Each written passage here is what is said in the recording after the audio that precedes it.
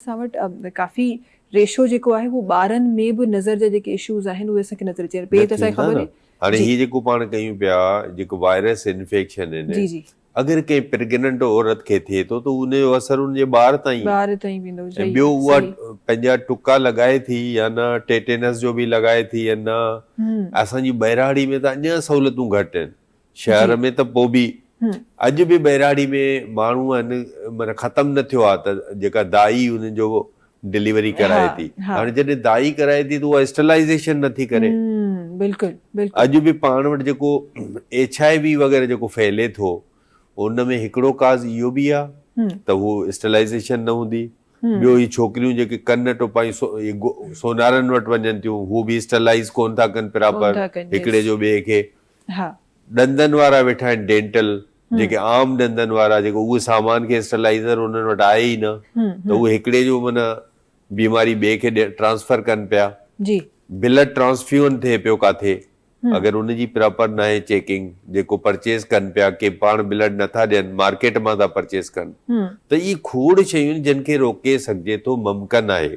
Prevention is possible. दुनिया जा जेके बि मुल्क आहिनि उहे असां खां कोई एॾा आला न आहिनि, मथां लही आहिनि, पर असां माण्हुनि जेसिताईं उन्हनि खे अवेयरनेस न ॾींदासीं, ॿियो कानून न ठाहींदासीं, पाण वटि थैलेसीमिया ख़तमु नथी थिए। मूं सवाल कयो थैलेसीमिया जे हिकिड़े स्पेशलिस्ट डॉक्टर खां, लेडी डॉक्टर खां, तव्हांजी उमिरि जी, मूं चयो त थैलेसीमिया तव्हां एॾा सेंटर खुली विया आहिनि कराची में, थैलेसीमिया ख़तमु छो नथी थिए? चई ख़तमु छो थींदी, जॾहिं ख़तमु थी वेंदी त पोइ असां हीअ भीख कीअं मंगींदासीं?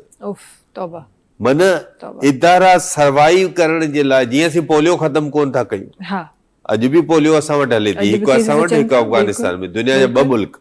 छो त जेको पोलियो ते कमु था कनि उहो सोचनि था त इहो प्रोजेक्ट माना पोइ त असांजी नौकरियूं ख़तमु, जेके लखनि जूं किरोड़ तनख़ाहूं थियूं मिलनि इहे त हली वेंदियूं।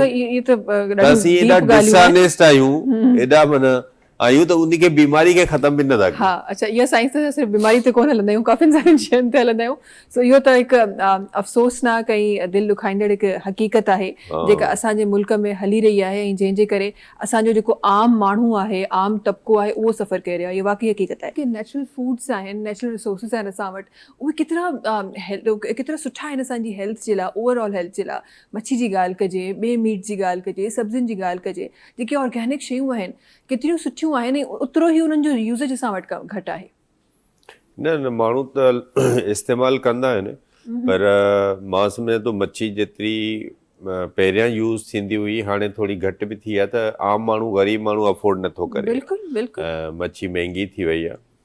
बाक़ी जेके अफोर्डिंग करनि था उहे इस्तेमालु थिए पियो। ऐं ॿियो वरी असां ॾिठो आहे त जेका न्यू जनरेशन हाणे असांजी, उन्हनि जी टेस्ट वरी चिकन ते घणी डेवलप थी आहे। असां नंढा हूंदासीं त गोश्त बि माना घर में ठहींदो हो त पोइ उनजी, पर असांजे ॿारनि खे असां न ॾिठो आहे त हू गोश्त जे तरफ़ एतिरो माना माइल हुजनि। बसि उनखे चिकन जूं सभु डिशूं खपे। बाक़ी त हाणे फूड त जेको वेजिटेबल्स आहिनि इन में तव्हांखे विटामिन्स मिलंदियूं। इहे फिश जे लाइ बि साईं ॻाल्हि कई, फिश लाज़मी आहे, सुठी हिकिड़ी शइ आहे, उनमें तव्हांखे विटामिन्स बि मिलनि थियूं।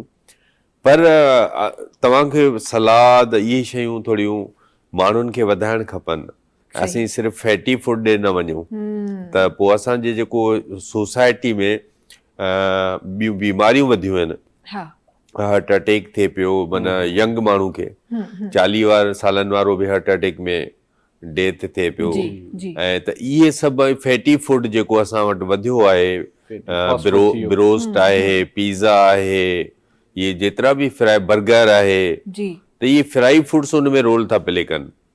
ऐं ॿियो वरी असां वटि लेट नाइट खाइणु, इहा जेका आदत आहे ॾाढी, त ॿाहिरि जे माण्हू वेंदा न, तव्हां कॾहिं तव्हांजो या फैमिली को मेंबर रहे थो त अमेरिका में या यूरोप में, उहे 6 बजे ताईं डिनर था करे छॾनि त पोइ 3 कलाक खां पोइ सुम्हनि था 9 बजे। असांजा ॿार माना राति जो जागनि था वेठा, 2 बजे बि खाइनि था। त उहे जेके लेट नाइट ईटिंग आहे, उन सां गॾु वरी ओवर ईटिंग आहे, ऐं उन सां गॾु वरी तव्हां पिज़्ज़ा सां 1.5 लीटर जी बोतल फ्री में 2 ॼणा पीअनि था। त we are now the in diabetes में नंबर 1 पाकिस्तान। बिल्कुल बिल्कुल ईअं ई आहे ऐं छा ऐं हिकु पॉपुलेशन में बि असां हा। घणो जंप करे विया आहियूं, 9 नंबर तां 5 ते अची विया आहियूं।